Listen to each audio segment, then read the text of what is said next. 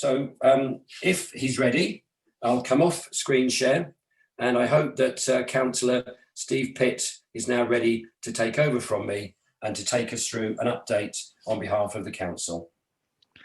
Good morning, Steph, and good morning, Shaping Conference. It's great to see almost 200 people logged in. A fantastic effort, and just goes to show that although we're online, we can still bring everyone together as we do every year. So a very good morning to you all, and it's great to see so many of you here, albeit not in our usual surroundings of the Guildhall, but I'm sure we all hope that we can return to the city's flagship venue next year. As you know, this year's theme is Building Our Future.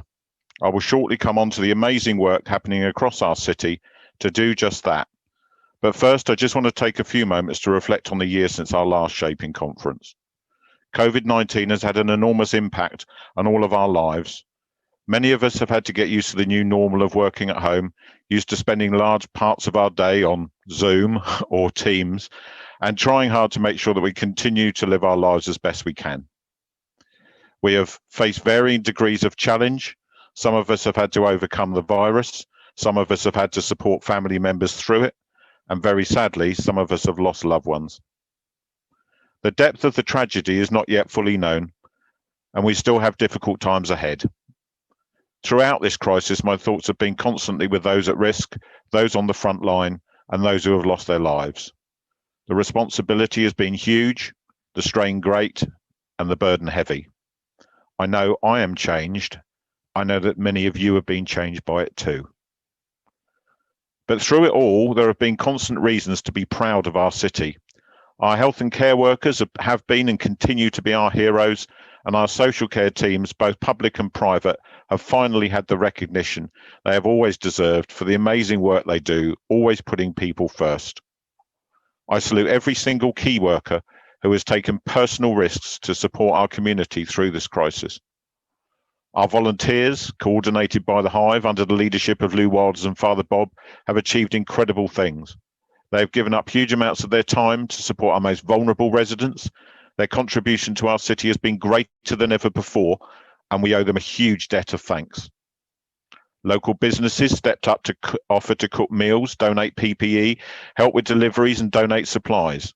So many of them have been ready and willing to go above and beyond and to help their communities, and this is something that each and every one of them should be hugely proud of. Thank you. Individuals have joined together to forge online communities and local support groups, often cooking a meal for a neighbour or for a friend, fetching a prescription, or just being there for their friends and neighbours, equally as important. Our city has grown stronger as a result, and the myth that there is no society has been well and truly busted. The council had to adapt quickly to the task in front of it, and I'm proud of all of the officers, from the cleaners and the parks crew to the team leaders and the directors, for the way that they have gone above and beyond to support our communities through the pandemic. We've recently conducted a second round of resident research, and the overwhelming majority of residents have said that they trust the council as a reliable source of information, far more so than government. And that is a testament to all of the work that has gone into keeping everyone informed and updated, often in challenging circumstances, as we have found our way through the crisis. We made a very important decision early on, and it is one that I am very proud of. We knew that the food banks were under pressure due to panic buying, limiting people's ability to donate when supplies were rationed by supermarkets, and we stepped straight in to fund the Hive to guarantee that food supplies could be maintained. In the weeks that followed, through council, donation and sponsorship, no one who needed support was turned away.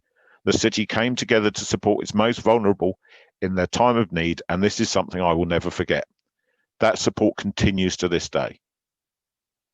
We got everyone in, renting hotels to give shelter to our homeless community, something that has led to a lasting positive impact and has evolved into the council deciding to purchase 3 buildings to provide stable temporary accommodation to our homeless community until we can help and support them to move on to long-term homes, offering counselling and support to help them rebuild their lives. We stepped in when government failed to act and ensured meal vouchers will be available at Christmas and over the February half term for all children on free school meals. We gave grants to help support our early years providers and are determined that they will be included in the testing programme very soon. We stepped in quickly to set up the region's first business support line. The team has supported thousands of local businesses with advice on the various grants and loans, manning the phones from 7 a.m. to 7 p.m. and ensuring that well over £40 million got to those businesses who needed that help so badly. We have continued to operate every council service we possibly could and will continue to do so. My thanks again to all of our staff and all those across our city who are helping Portsmouth navigate this awful crisis together and with such determination and commitment. Despite 2020 being a year which so many of us have so many reasons to want to forget, it did also deliver some positives, some of which I've already described. What I truly hope is that the lasting legacy is the strength of relationships forged with the council's partners. Not least of these has been the ever closer working relationship with Steph and the Shaping Portsmouth team. You will hear later of the amazing work achieved by the partnership between Shaping, Crowdfunder UK and the Council, and I'll take this opportunity to personally thank Shaping's Mike Davis-Marks for the huge help he has been to the Council, to the local businesses, many of whom have fallen through the cracks of government support, helping 20 of them to complete their fundraising projects and survive to thrive. Mike's teamwork with Kim Pellett from our business support team and Sue Johnston from Crowdfunder UK has been inspirational. Thank you all. This Pay It Forward scheme was one of only 4 council-led schemes in the UK focused on combating the impact of COVID-19 on business, and seeing the success of the Portsmouth scheme, the Solent Lep launched their own version of this scheme, helping more businesses across the region and here in Portsmouth. In the spring, Steph contacted me, and with a host of partners from across the city, we launched Shaping the Future Together. The group's mission has been to deliver help, advice, mentoring and support to as many local businesses as possible, as we all will try to work to stop every business we possibly can from failing, and I'm sure he'll update more on this later. We also set up the digital enablement program to get digital devices to those who are isolated and to school children who don't have access to learning through digital platforms at home. And I know that the Digital Divide crowdfunder has just launched, and if you would like to support this important work, we will be very grateful for your donations. Steph often refers to the Shaping family, and I genuinely believe that family has never been stronger or more important than it is now. And I know there will be more great things to come.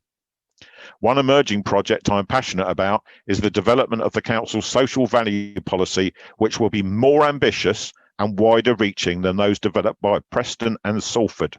I want everyone to be talking about the Portsmouth model in years to come.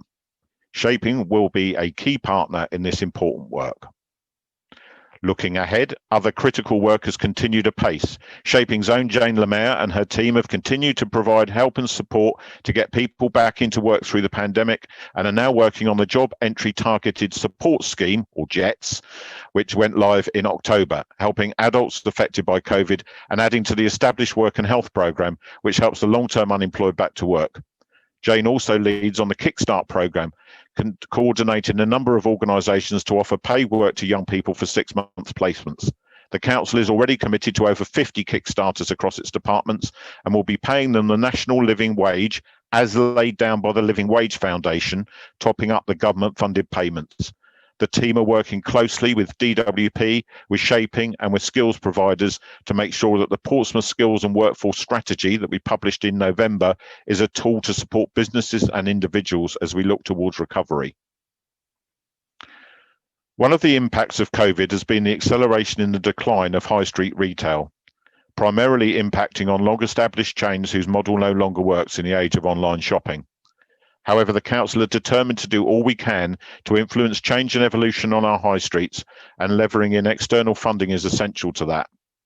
Having initially planned to announce the awards in September, the government finally revealed the beneficiary of the Future High Streets Fund on Boxing Day. Portsmouth received 66% of the amount we had bid for, which meant 3.1 million for Commercial Road and 3.8 million for Fratton Road. In Fratton, we're working with building owners to purchase and redevelop older retail space to improve the local shopping experience on the ground floors, as well as enabling community use, office space and affordable housing above. There will also be other improvements to the public space on Fratton Road. In Commercial Road, we will now follow on from recent improvements which have seen the relocation of the market by working with building owners to purchase and redevelop empty retail space, keeping a activity space on the ground floor and utilising the upper floors for office space and affordable housing. More details on both of these schemes in the weeks and months ahead. I also want to let you know that we have a bid into the European Regional Development Fund to open a co-working space in the city centre dedicated to growing and supporting SMEs, and we are hoping that we are successful so that we can provide a great modern space and create new jobs. In the future, we need our high streets to be about far more than just shops. I am delighted by the plans which are progressing in Southsea to bring back both the former Debenhams and Knighton Lee sites into use, with plans for a health hub, independent retail, a hotel, food and beverage offers, all keeping those ground floors active and helping to drive footfall to the existing shops. New housing on the upper floors of the Debenhams site, now renamed as Handley's Corner, will bring more residents into the heart of Southsea and further help to support local retail. There are towns and cities across the UK which are looking on in envy that such huge private investment has come to Southsea so soon after the stores closed, and I look forward to seeing the results of the projects led by National Regional and that group. Our council teams have worked hard through our Reopening High Streets project to support businesses across the city, and in particular their work in Palmerston Road South over the summer has proved a great success, and local businesses have worked with the council and each other both there and on Castle Road. We are delighted by the news referred to by the Lord Mayor earlier on that the Portsmouth was announced as one of the most entrepreneurial city in the UK in the Instant Offices Report 2020, something later mirrored in other reports showing a 33% increase in new businesses being launched. We also recently received an updated Centre for Cities report showing that of 63 cities in the UK, Portsmouth has the 17th strongest economy, 3 places above Southampton, and demonstrating that our city has, so far at least, proved to be resilient during these difficult times.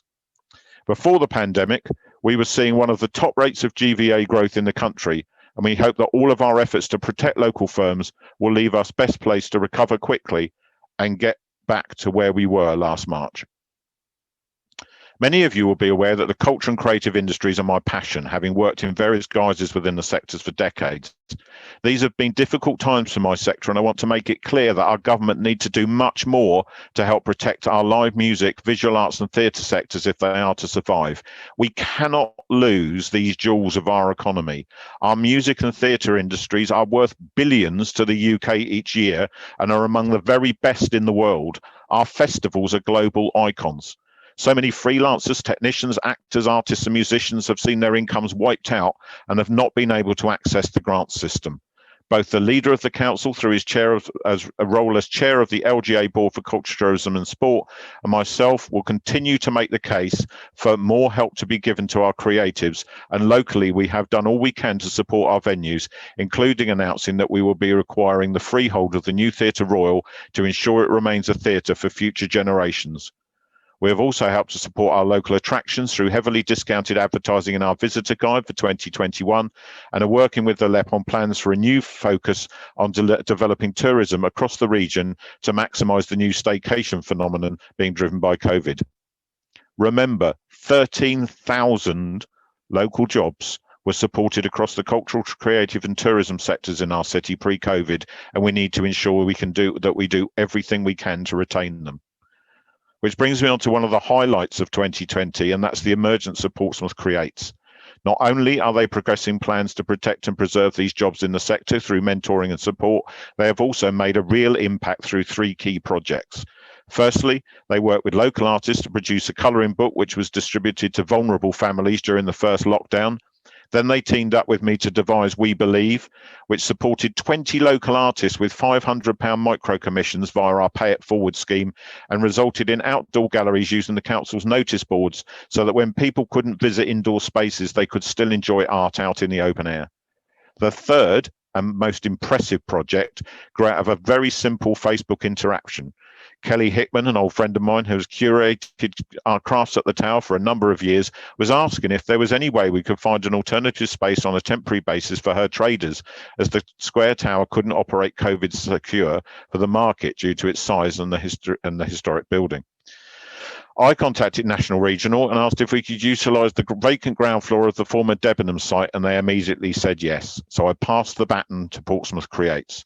Tim, Terry, Paul and Pippa, the four musketeers, leapt into action and worked with Kelly and creators from across the city to set up the We Create market, which drew in thousands of customers across 3 weekends in the autumn, providing hundreds of traders with a vital lifeline to be able to sell and generate some income. The team, supported by James and his victorious crew, did a stunning job, and I want to say a huge thank you. We must find a way to ensure that there is a meaningful legacy for this memorable project, and I'm sure they're already on the case. Despite all the pressures of 2020, there are a number of exciting initiatives now making real progress and giving me real hope that we can come out of the pandemic with ambition and optimism. Health and well-being will be a key focus over the next few years, and having leisure facilities fit for the 21st century will be key to ensuring local people can access activities year-round. Some of our leisure centres were in an frankly embarrassing state when I became a cabinet member in 2018, and I was determined that the decade of sticking plasters over the cracks had to end. Austerity had understandably led to ongoing underinvestment, with only essential maintenance taking place, and the Pyramids, Eastney Swimming Pool and Wimbledon Park Sports Centre were all either at or very near to the end of their economic lives. In response, we have repurposed the Pyramids, which will open in the spring as a giant adventure play centre for younger families and early teens, and the new gym will be the best 5-star gym at 3-star prices in the whole area.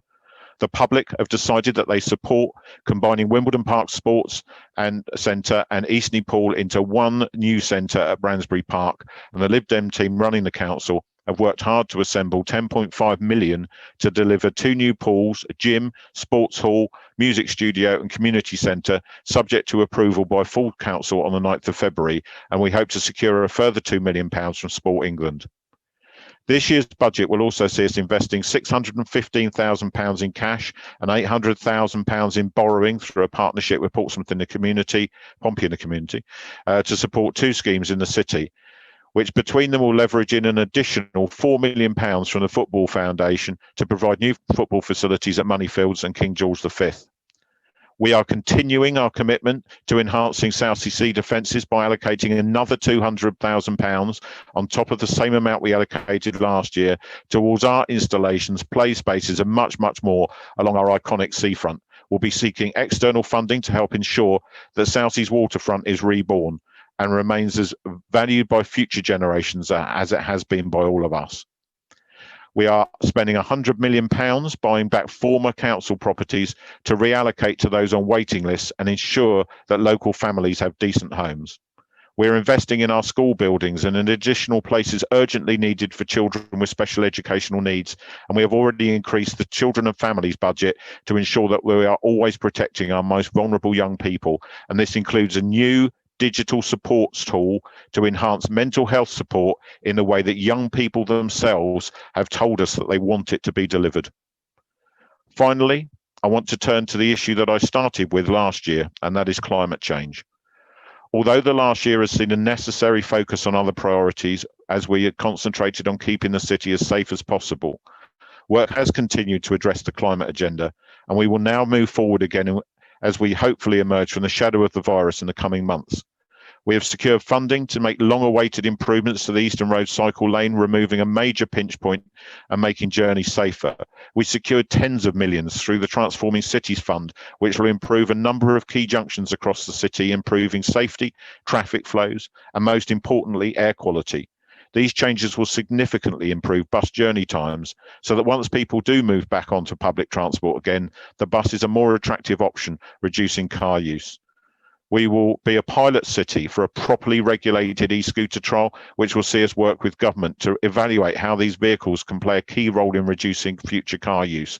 And we will invest £1 million through the city's capital budget into other schemes which will improve cycling and walking infrastructure. The successful trial recycling scheme introduced on the seafront last year is to be expanded, and our flagship food waste recycling scheme will double in September to cover 2/3 of the city before completing its citywide rollout in early 2022.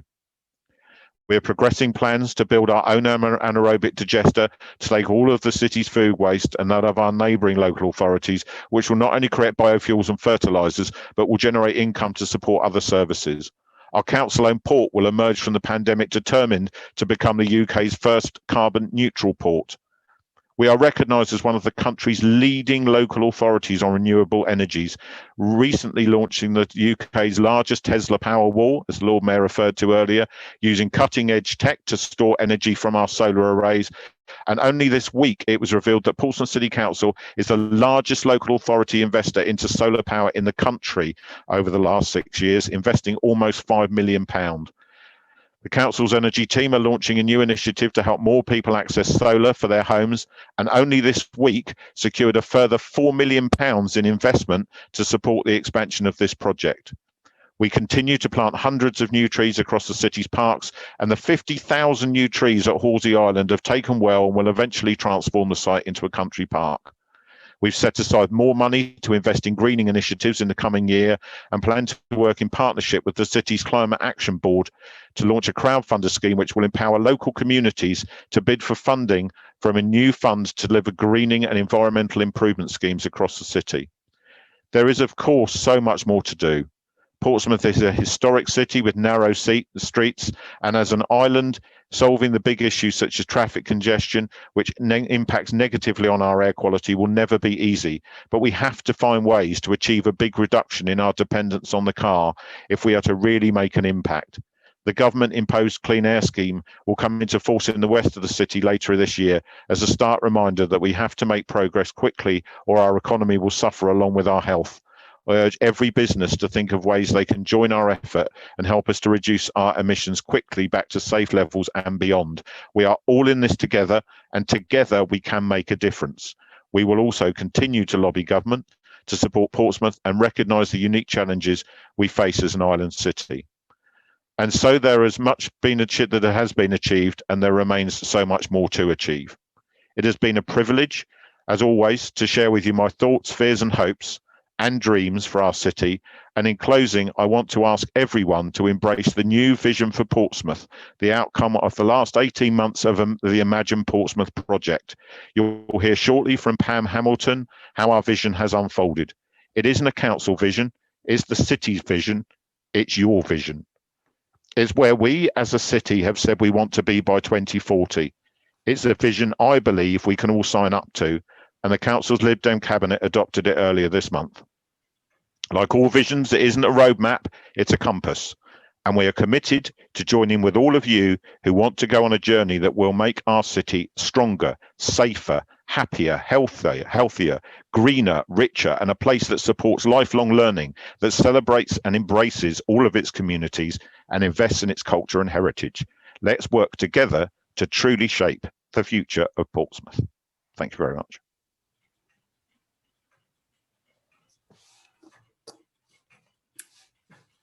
Thank you, Steve. Cllr Pitt. Hi, everybody. Good morning.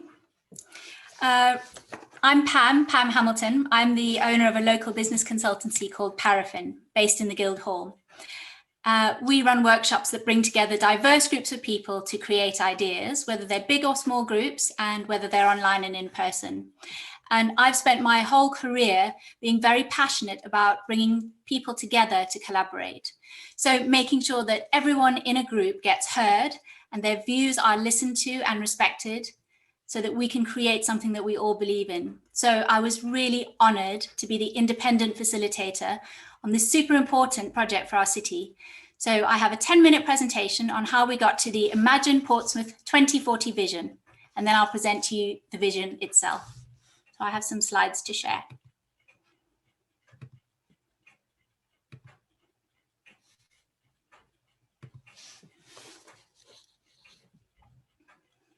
Imagine Portsmouth 2040.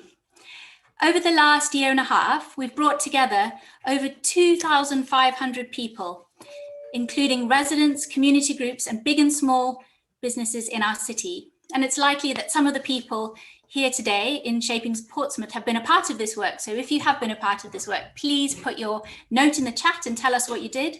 And if you haven't been a part of it yet, today is about asking you to get involved. What we did was we started by, in March 2019, creating a partner board of 13 organizations and representatives from across our city. These were people who represent really important residents groups, communities, and businesses. This wasn't business focused, it was people focused. So from the start, we've wanted to speak with and listen to people in our city through these fantastic organizations. And all these people who you see here have given us the time and the expertise and challenges and debates and ideas. They've not just been on a mailing list, they've been in workshops, in meetings with us, disagreeing with us, and also ultimately guiding this vision and this work. So thank you to these organizations who are the 13 who represent the partner board. But we didn't just speak to them. In 2019, in October, we also ran, alongside the partner board, 2 workshops with many smaller and equally important community groups, cultural groups, neighborhood groups, and businesses, representing their interests, their partners, their customers, and their people. And in these workshops, we created some future visions.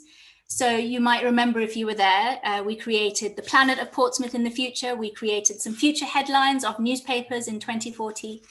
And those visions were incredibly creative and positive and optimistic. And surprisingly, across everybody that we spoke to, the same themes started to be repeated again and again, which started to make up what our vision of Portsmouth would be. And after that, we then took the same exercises, those same visioning exercises, and we went to a huge cross-section of people via focus groups across the city. The intention was to go to a lot of smaller groups to make sure that we spoke to people with different ages, different backgrounds, faith groups, schools, jobs across our city, and harder to reach people. In these sessions, like the previous ones, what we tried to do was focus on language. What we wanted to do is pick up what people in Portsmouth actually said about what they wanted from their future. We were very, very careful to try and avoid our own jargon or business speak or acronyms or anything that overcomplicated it. And what we really did was try not to summarize in our language what people had said. We've tried to take that thread of people's actual hopes and wishes for our city through into the vision today that you'll see, so that people who are involved all the way along this journey can understand it and recognize it as something that they created. Then in early March, we recruited 90 people to represent Portsmouth demographically, sharing with them all of the focus group work, the partner board thinking, and all of the workshops done so far. And what we did was we showed them the visions that had been created and asked them to refine and create them, to create this vision for us. And again, we tried to keep true to real people's language and wants and needs for 2040. And there's a film on the website, on the Imagine 2040 website. And please do watch it if you want to see how this session looked, because you'll see how diverse and positive it was and how people from all different parts of our city came together. And they were the ones who made the decisions on what the vision was that we wanted to share. We also followed up after this to check on priorities after the pandemic, after the pandemic started. And then finally, we quantitatively tested what came out of that last conference with a citywide anonymous survey to validate and amend what we already had. So as you can see, this truly has been a journey bringing together a huge variety of diverse people, small and big organizations, and everybody who cares about our city's future. Because it's been independently facilitated and it's been involving true co-creation by every single person who was at these workshops and in the work, it's something that we can all align on for years to come. So I'm going to share with you the vision now, and I'll start with, first of all, when we started to talk to people about what they wanted from 2040, It was really remarkable, actually, because we were talking about what do we want from the vision, what do we want for 2040 in Portsmouth.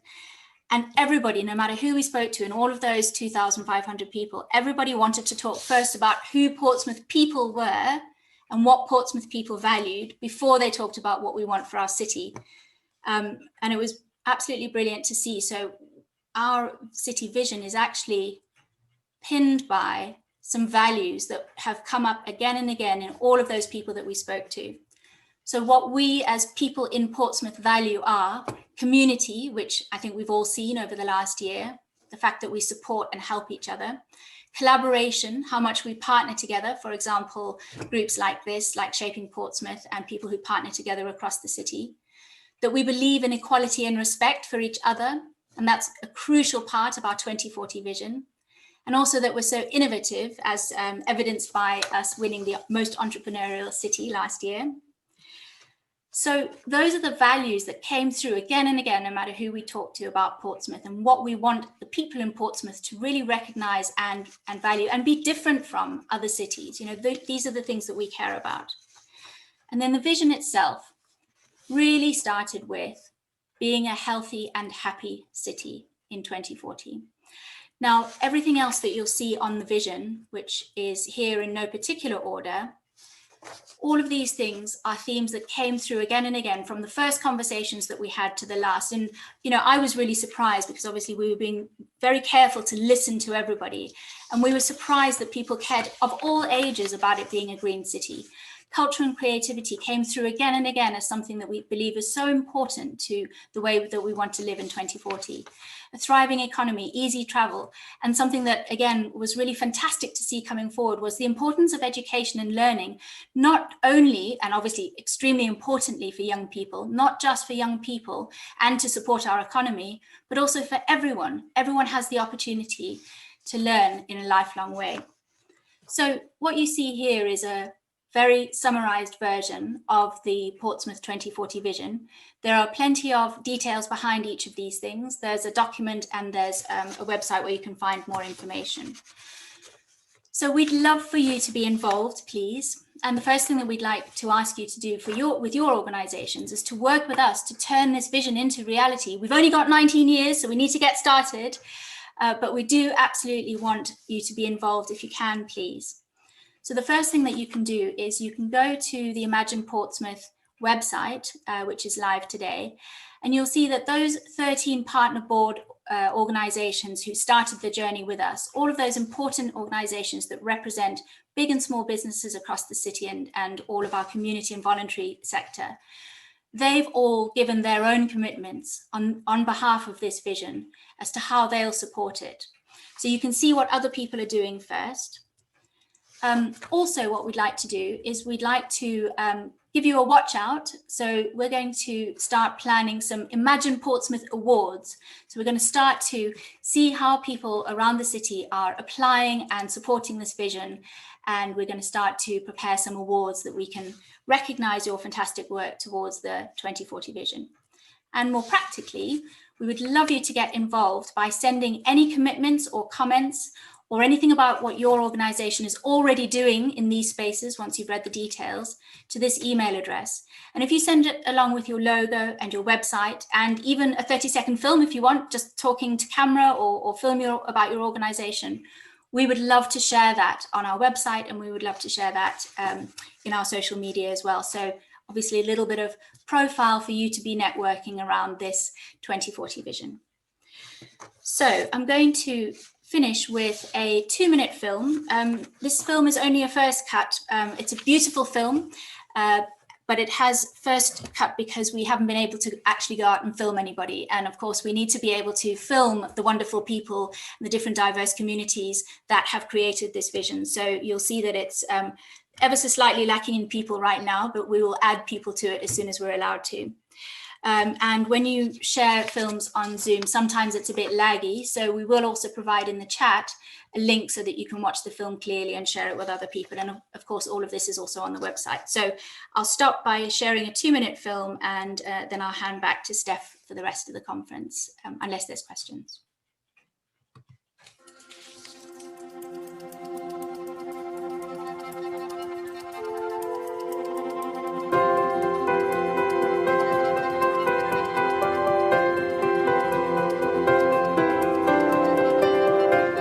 Imagine Portsmouth 2040, a vision for the future of our city. What do we want Portsmouth to be like in 2040? That's what Imagine Portsmouth set out to discover.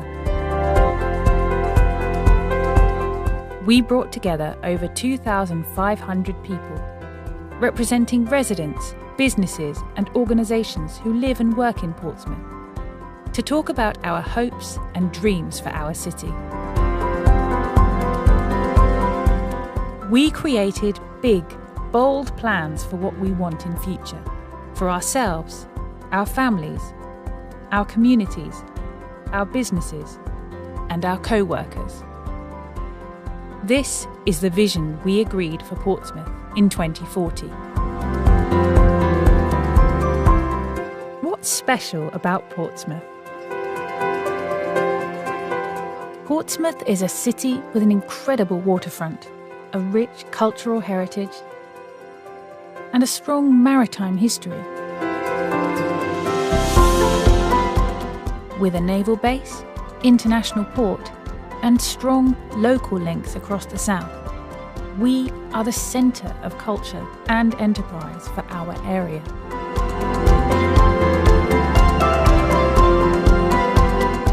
What do people in Portsmouth value?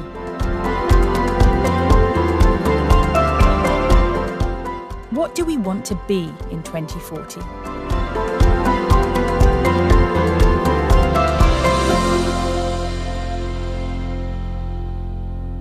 That's it. And not sure if I should hand back to you, Steph. So first of all, if I can do it in reverse order, Pam, thank you very much indeed. You know how much I personally and we as an organisation have enjoyed, working with you over this past year. I want to formally place on record while you're with us, your leadership has also been, a catalyst for getting us to where we've got to, and your brilliant way of actually including people, not making them feel that their opinion isn't valued, is something that I've admired over the months we've been working together. And I just wanted to thank you on behalf of Shaping and, dare I say, the city, for getting us to where you've got us to today. So thank you very much indeed for that. Pam, my takeaway from this is we've got 5 pillars that underpin the Imagine Portsmouth: collaboration, equality, respect, community, and innovation. I've said to you many times that if Shaping the future of Portsmouth doesn't buy into this, then we're in the wrong sort of part of the world. And I think I just wanted to leave it with the people here to say, we don't know what jobs we're going to have in 19 years' time. We don't know what technology and what external factors we're going to face. But if you keep focusing on those pillars, collaboration, equality, respect, community, and innovation, then whatever comes our way, we can manage. And I know we will manage it. And I know that we will actually make Portsmouth continue to be in the vanguard of these types of projects as well. So Pam and the rest of the team, it's a great place to be. And I really, really am delighted that Shaping can be the platform to launch this strategy of Imagine Portsmouth and the city vision. So Pam, thank you very much indeed. So if I turn back to Steve's presentation, again, I thank Steve very much indeed for the energetic and passionate way that he always, gives us an update. And if you think about the number of activities he covered and the amount of, projects, I talked about ambition earlier. I talked about partnership earlier. I talked about together earlier. And I think whether it was Pam, whether it was Steve, you can very much see that those 3 words are very clearly, to the forefront. We are delighted to be, the people that actually, others look to.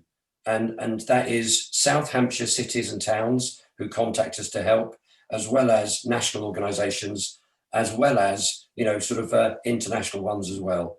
And we continue to work closely with the council. We're very grateful for the support.